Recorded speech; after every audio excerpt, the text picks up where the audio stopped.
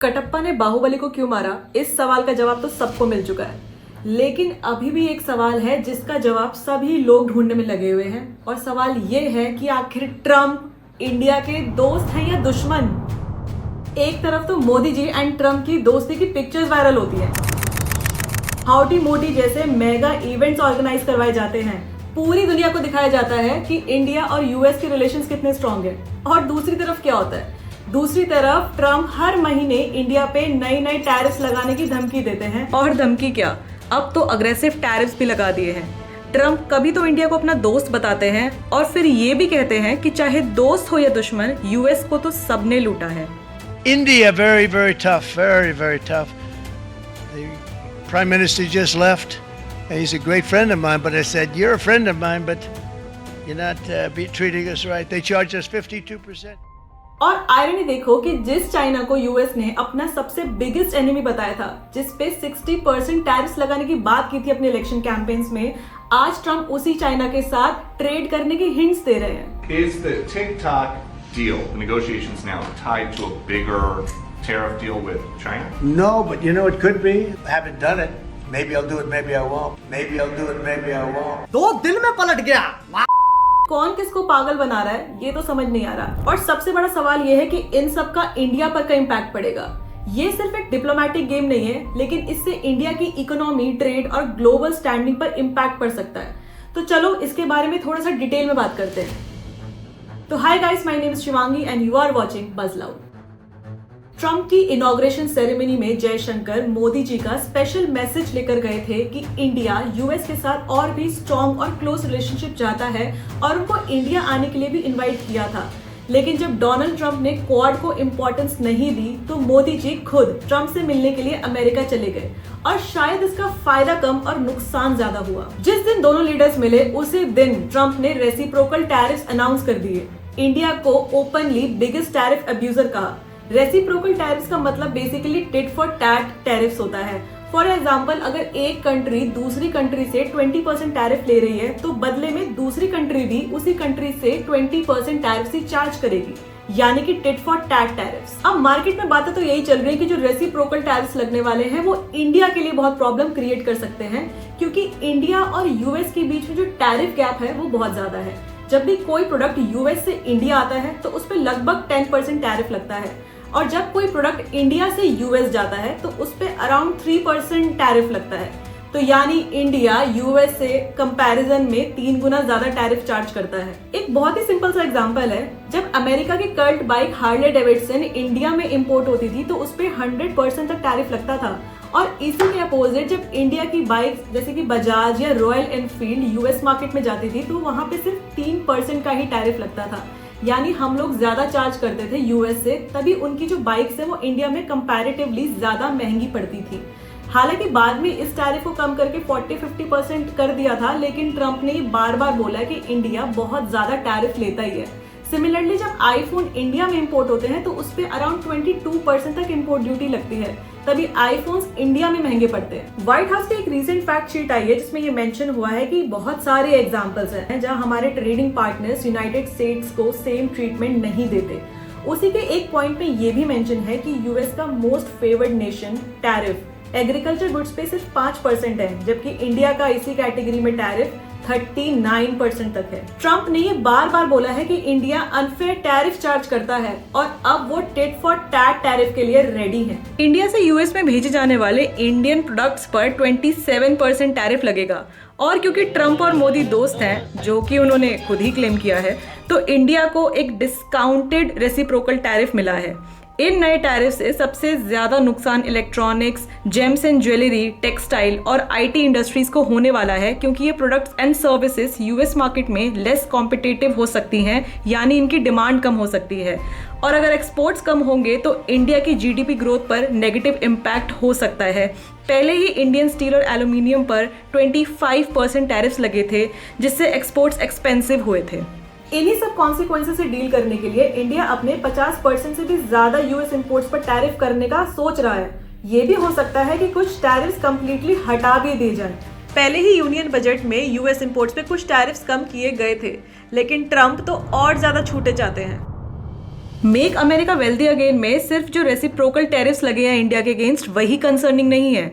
अभी रिसेंटली जो पीएम मोदी और ट्रम्प की मीटिंग हुई थी उसमें जो India US joint statement sign हुआ था जो मेजरली यूएस के फेवर में था वो भी कंसर्निंग है। इंडिया पर ट्रम्प की तरफ से सिर्फ टैरिफ्स कम करने का ही प्रेशर नहीं है बल्कि यूएस में डिफेंस इक्विपमेंट्स खरीदने का भी प्रेशर है और ये कोई छोटी मोटी डील्स नहीं है। F-35 jets, javelin anti tank missiles, GE-414 jet engine जैसी चीजों के बारे में बातें हो रही हैं। सुनने में तो एक स्ट्रॉन्ग डिफेंस पार्टनरशिप लग रही है और इसे पोर्ट्रे भी ऐसे ही किया जा रहा है, लेकिन असल में रियल बात कुछ और ही है क्योंकि अमेरिका कभी भी अपनी मिलिट्री टेक का एक्सेस किसी भी कंट्री को नहीं देता है। यानी इंडिया को सिर्फ एक असेंबली लाइन सेटअप ही मिलेगा बल्कि रियल टेक्नोलॉजी नहीं। और इंडिया मेक इन इंडिया तो बोल रहा है, लेकिन अगर गलती से भी यूएस डिपेंडेंट हो गया तो डिफेंस मार्केट में सिर्फ एक बायर बन के रह जाएगा, मेकर नहीं। सिंपल सी बात है, इंडिया अभी अपनी 60% डिफेंस नीड्स के लिए रशिया पे डिपेंडेंट है और यूएस तो पहले ही इंडिया पे प्रेशर डाल चुका है सैंक्शंस का क्योंकि वो रशिया से S-400 जैसे इक्विपमेंट्स ले रहा था। तो अगर आगे चल के इंडिया पे प्रेशर आता है यूएस की तरफ से कि वो रशिया से डिफेंस टाइज तोड़ें तो फिर इंडिया को यूएस से महंगे इक्विपमेंट्स लेने पड़ेंगे जो अभी रशिया से सस्ते में पड़ रहे हैं। और बात सिर्फ मिलिट्री इक्विपमेंट्स तक लिमिटेड नहीं है। ट्रम्प चाहता है कि इंडिया यूएस से और भी ज्यादा क्रूड ऑयल और गैस ले, जबकि इंडिया अभी रशिया से सस्ते में ऑयल ले रहा है। और सेम बात पड़ती है कि अगर आगे चल के ट्रम्प इंडिया को फोर्स करता है कि वो रशिया से ना ज़्यादा ट्रेड करके यूएस से ज़्यादा ट्रेड करें तो फिर इंडिया को महंगे में ऑयल लेना पड़ेगा। तो क्या इंडिया एक लॉन्ग टर्म ट्रैप में फंस रहा है? यही नहीं, एआई, क्वांटम कंप्यूटिंग और साइबर सिक्योरिटी जैसी चीजों में भी इंडिया यूएस पे डिपेंडेंट होता जा रहा है। अगर ये डिपेंडेंसी बढ़ गई तो इंडिया ब्रिक्स और ग्लोबल साउथ के साथ अपना इकोनॉमिक लेवरेज लूज कर सकता है। पहले ही ट्रम्प ब्रिक्स को 100% टैरिफ लगाने की धमकी दे चुके हैं अगर उन्होंने यूएस डॉलर को डिच किया। ट्रम्प चाहता है कि सिर्फ यूएस डॉलर में ही ट्रेड हो, मतलब इंडिया अगर रशिया, चाइना, ब्राजील के साथ ट्रेड करेगा तो भी उसको यूएस और यूएस पेमेंट सिस्टम का ही यूज करना पड़ेगा जो ब्रिक्स के डी डॉलराइजेशन एफर्ट्स के अगेंस्ट है।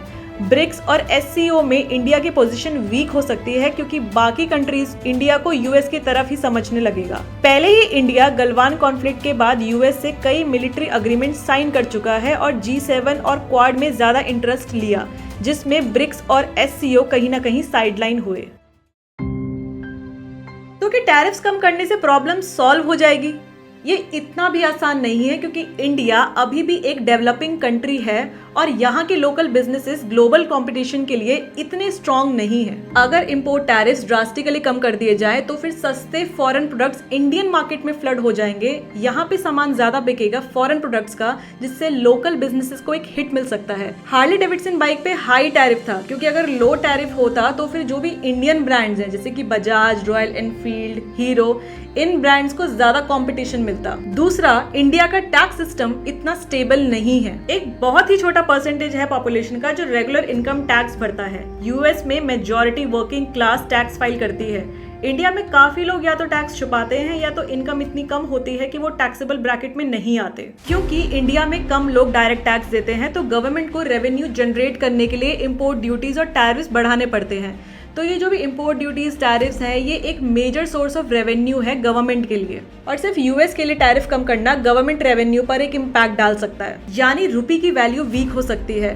टैरिफ्स कम होंगे, डिमांड ज्यादा बढ़ेगी और इंडिया जब ज्यादा सामान इंपोर्ट करेगा तो उसका पेमेंट भी यूएस डॉलर में ही करना पड़ेगा, यानी यूएस डॉलर की डिमांड ज्यादा बढ़ेगी और रुपये की वैल्यू कम हो सकती है। 2010 में $1 45 रुपीज था, लेकिन आज $1 82 से 85 रुपीज के बीच है। यूएस एक डेवलप नेशन है जिसमें इंडस्ट्रीज ग्लोबल कंपटीशन के लिए रेडी है। वहाँ टेक्नोलॉजी, ऑटोमेशन और इकोनॉमी बहुत एडवांस है, इसलिए उन्हें अपनी लोकल मार्केट प्रोटेक्ट करने के लिए हाई टैरिफ्स लगाने की जरूरत नहीं है।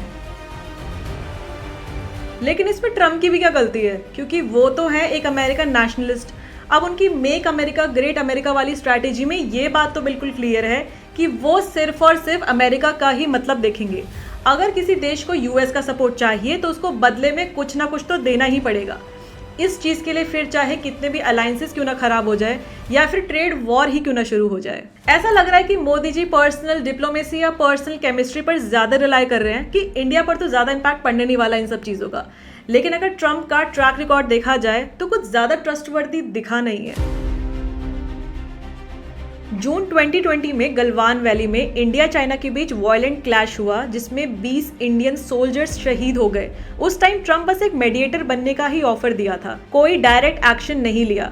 चाइना के ऊपर कोई मेजर इकोनॉमिक या मिलिट्री प्रेशर नहीं डाला। ट्रंप ने पुलवामा अटैक के बाद पाकिस्तान के खिलाफ तो स्ट्रॉन्ग सपोर्ट दिखाया था। It's a terrible thing going on right now between Pakistan and India is a very, very bad situation, and we would like to see it stop. A lot of people were just killed.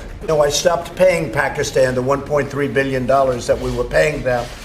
In the meantime, we may set up some meetings with Pakistan. लेकिन Galwan clash के time उनका response China के लिए इतना aggressive नहीं था। It's a very tough situation. We're talking to India. We're talking to China. They've got a big problem there. They've come to blows, and we'll see what happens. We'll try and help them out. काफी carefully react किया था क्योंकि पाकिस्तान एक छोटा power है और China एक super power, और यूएस नहीं चाहता था कि किसी भी इशू की वजह से इंडो पैसिफिक रीजन में टेंशन्स बढ़े। और देखा जाए तो वो एक रशिया था जिसने इंडिया और चाइना के बीच में टेंशन्स कम किए थे।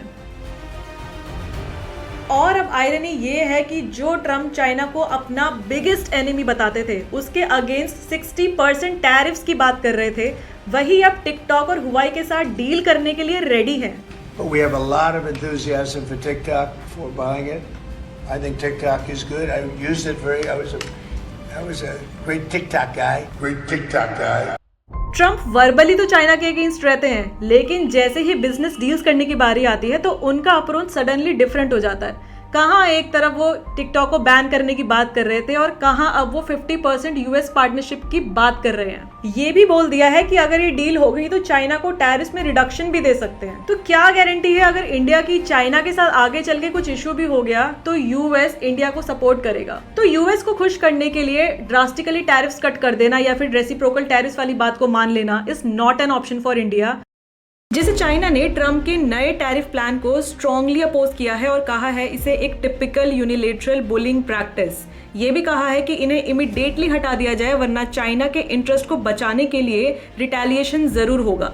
फ्रांस एंड जर्मनी ने भी वार्निंग दी है कि ईयू भी यूएस टेक फर्म्स पर टैक्स लगा सकता है जो यूरोप में ऑपरेट हो रही हैं। इंडिया ने इतना स्ट्रांग रिएक्शन नहीं दिया है फिलहाल, लेकिन इस चीज को बहुत टैक्टफुली सही ट्रेड स्ट्रैटेजी के साथ डील करने की जरूरत है, जिसके लिए नेगोशिएशंस चल रही हैं और इंडिया ने सितंबर तक का टाइम भी मांगा है। रेसिप्रोकल टैरिफ्स एक मेजर इशू तो है ही, साथ ही में है यूएस में आने वाला रिसेशन। जेपी मॉर्गन की एक रिपोर्ट में बताया है कि यूएस में रिसेशन का चांस 40% तक पहुंच गया है, जो साल की शुरुआत में सिर्फ 30% ही था। अमेरिकन तो प्रेशर में है ही, ग्लोबल मार्केट्स इंक्लूडिंग इंडिया का सेंसेक्स और निफ्टी भी प्रेशर में है। इसी वजह से इंडियन मार्केट्स में अनसर्टेनिटी और इकोनॉमिक स्लोडाउन का डर बना हुआ है। यूएस एक बहुत बड़ा बायर है इंडियन गुड्स का, तो अगर वहाँ पे रिसेशन आता है या फिर टैरिफ्स बढ़ा दिए जाते हैं इंडियन प्रोडक्ट्स पे, तो फिर एक्सपोर्ट अर्निंग्स और फॉरेन इन्वेस्टमेंट गिर सकती है। साथ ही में जो भी आईटी सेक्टर्स हैं उनको भी एक मैसिव हिट देखने को मिल सकता है। तो क्या अगर इंडिया को यूएस का सपोर्ट चाहिए तो हमेशा कॉम्प्रोमाइजेस ही करने पड़ेंगे, और अगर नहीं किए तो क्या ट्रम्प ट्रेड और जियोपॉलिटिक्स में इंडिया को साइडलाइन कर सकते हैं? इंडिया के पास अभी भी ऑप्शंस हैं, जैसे ब्रिक्स और एससीओ जैसी अलायंसेस में और भी स्ट्रॉन्ग पोजीशन मेंटेन करना, रशिया और चाइना के साथ भी बैलेंस्ड ट्रेड और डिप्लोमेटिक रिलेशंस रखना, डिफेंस और एआई जैसे सेक्टर में सेल्फ रिलायंस बढ़ाना ताकि यूएस पे ओवर डिपेंडेंसी ना हो। इंडिया का 2047 तक विकसित भारत वाला जो भी गोल है वो तभी पूरा होगा जब हम एक प्रोड्यूसर बनेंगे, सिर्फ बायर नहीं। अगर हम सिर्फ ट्रम्प स्टाइल डील्स या टैरिफ्स में ही फंसे रहें तो आज नहीं तो कल इसका इम्पैक्ट आगे चल के बुरा देखने को मिल सकता है।